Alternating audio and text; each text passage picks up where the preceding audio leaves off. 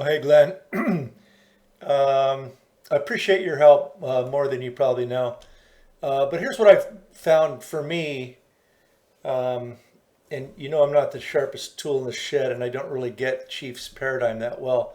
But I just put I put a 4-0 on this. I put a foundation, then divided these rooms up, right?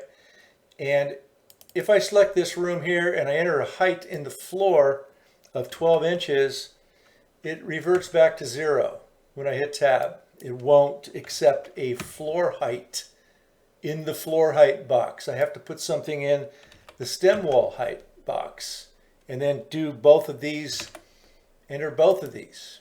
This is the way my computer, somebody, I think Eric was saying he didn't realize how I got to zero or whatever, but that's just a pain in the butt for me. I just don't want to deal with it. Having to, if I want to move the floor 12 inches, I want to move the floor 12 inches. I don't want to have to go through two dialog boxes to do the same. It's pretty flexible, I get that.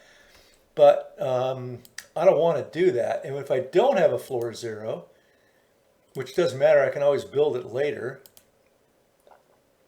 If I don't have a floor zero, I come in here and I want to change the floor height, I can just enter 12 in here and it actually accepts it and moves it up 12 like my little pea brain expects it to. And then this up 24, and let's call this 36.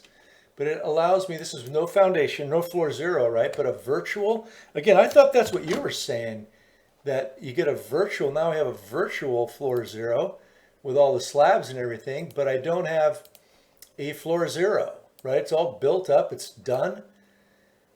And I'm calling this virtual. I thought you called it virtual. This is how you did it. But again, you know, Glenn, you can see that my brain just doesn't work in a way that meshes with Chief. But this is without a foundation, and I could have sworn this is what you called a virtual slab or a virtual foundation, which makes it really easy when there's no floor zero for me to understand these different heights. I'm not sure if I'll do that all the time because mostly I just have a single level. But when it comes time to change levels and stuff, I'll definitely get rid of floor zero just so I can understand what's going on. Now I can build the slab and you know what it's going to look like, of course. Now it's got a floor zero. It looks basically, well, similar. It's not exactly the same. We know that. But I don't need a floor zero for a while. And now, of course, what happens when I go in here? It says the floor is at 12. If I want to make it 24, is it going to let me do this? It is not going to let me do that by just entering the simple value in here. I got to go to here, maybe. And then again, this is where it can get flexible, right? Where you can get a stem wall, specify stem walls and stuff forever, how you want them to be. I understand that flexibility. So it doesn't matter. To me, it doesn't matter either way. I just find it easier to have, and I'm calling it this, man, you guys, I don't know. I've never heard of a virtual floor, a virtual foundation before, and I could have sworn that's what you just called it. But anyway, whatever, dude.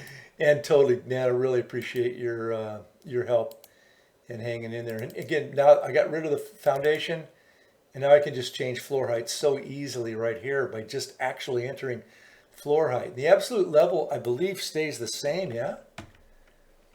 Yeah, absolute. Anyway, so there's that. And you actually called it. You said you don't follow my logic, and I appreciate that. I'm not sure what it is. But anyway, that's what I got out of it. And this seems to work. Gives me a couple of different options with a floor zero or without a floor zero.